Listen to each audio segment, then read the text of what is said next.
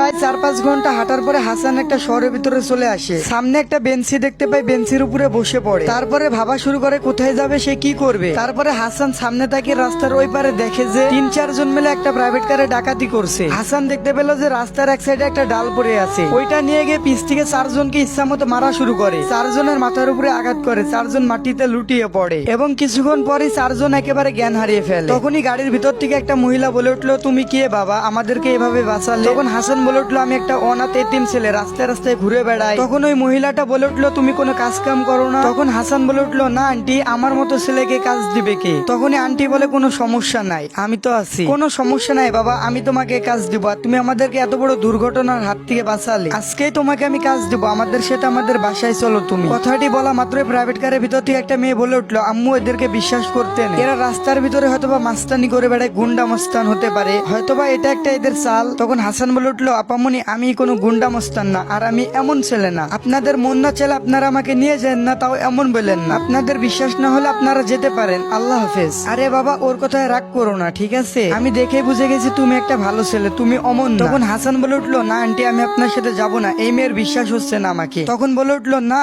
দূর পাগল, ওইটা আমার মেয়ে, ও একটু রাগী, ওর কথায় কিছু মনে করো না, ওর নাম অরু, তবে ও একটা খুবই ভালো মেয়ে। তুমি এত কথা বলো কেন বাবা, তুমি আমাদের গাড়িতে উঠে বসো, আর একটা কথা শুনতে চাই না আমি। তখন হাসান বলে উঠলো, আচ্ছা ঠিক আছে আন্টি, উঠতেছি। তারপরে হাসানকে নিয়ে তাদের বাসায় তারা পৌঁছে যায়। তারপরে হাসান তার আন্টিকে বললো, এটাই কি আপনাদের বাসা? আন্টিতে বললো, এটাই আমাদের বাসা। আন্টি, এটা তো কোনো বাসা নাই, এটা একটা রাজপ্রাসাদ, পুরা তাজমহল।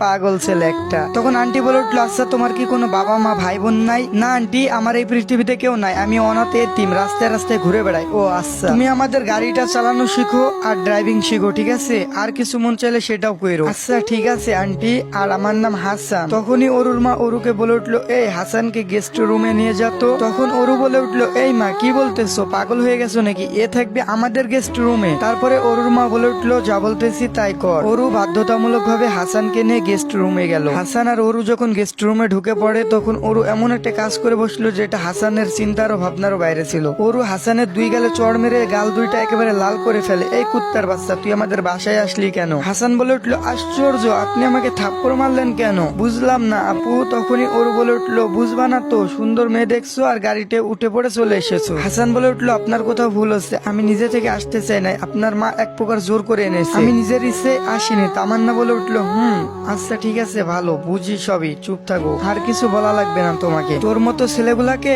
আমার খুব ভালো করে চেনা আছে। অরু রাগান্বিত হয়ে রুম থেকে বেরিয়ে যায়। তখন হাসান মনে মনে ভেবে বলে, যাই হোক না কেন, সহ্য করতে হবে, এখান থেকে আমাকে কিছু একটা করতে হবে, বাসার যে যাই বলক না কেন আমাকে একটু মেনে নিতে হবে, কারণ আমার যে কেউ নাই। হাসান কোনোভাবে দিয়ে রাতটিকে পার করলো। পরের দিনে অরু আর অরুর বাবা যখন খেতে বসলো, ঠিক তখনই হাসান ওইখানে উপস্থিত হয়। অরুর মা তখন বলে উঠলো, আরে বাবা তুমি উঠে পড়েছো? আমি তো ভাবি তুমি এখনো ওঠো নাই, তাই তোমাকে এখনো ডাকতেও যায়নি। অরু তখন উঠে বললো, আশ্চর্য মা, ওর গায়ের অবস্থা দেখছো, আর ও আমাদের সাথে খাইতে বসবে মানে? ও আমাদের বাসার চাকর। অরুর মা বলে উঠলো, কে বলছে ও আমাদের বাসার চাকর? ও আমাদের বাসার একজন এখন থেকে সদস্য। অরু বলে উঠলো, এত তাড়াতাড়ি কাউকে বিশ্বাস করা উচিত না মা, হয়তোবা আমাদের বাসা সবকিছু লুটপাট করার ধান্দা করছে এই ছেলে। হাসান বলে উঠলো, আপু আমি এমন ছেলে না, কেন বুঝতেছেন না, এমন করতেছেন কেন? অরু বলে উঠলো, হ্যাঁ জানি তুমি কেমন ছেলে, দেখলে বোঝা যায় তুমি আসলে একটা কেমন ছেলে। হাসান বলে উঠলো, আন্টি আমাকে নিয়ে যদি আপনাদের সমস্যা হয় বা হয়ে থাকে তাহলে আমাকে বলে দিন, আমি চলে যাচ্ছি, কারণ এইখানে থেকে আমি অপমানিত হতে চাই না আন্টি।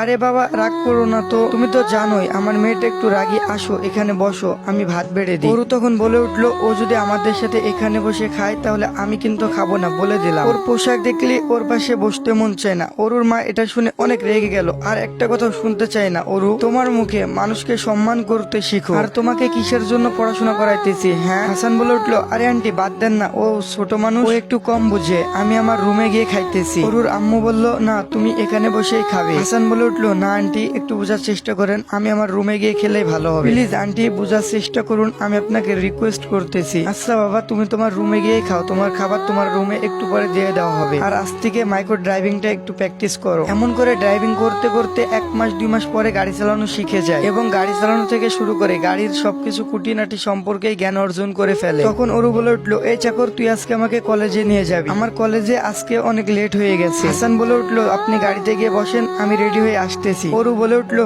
তাড়াতাড়ি আই, লেট হয় না যেন।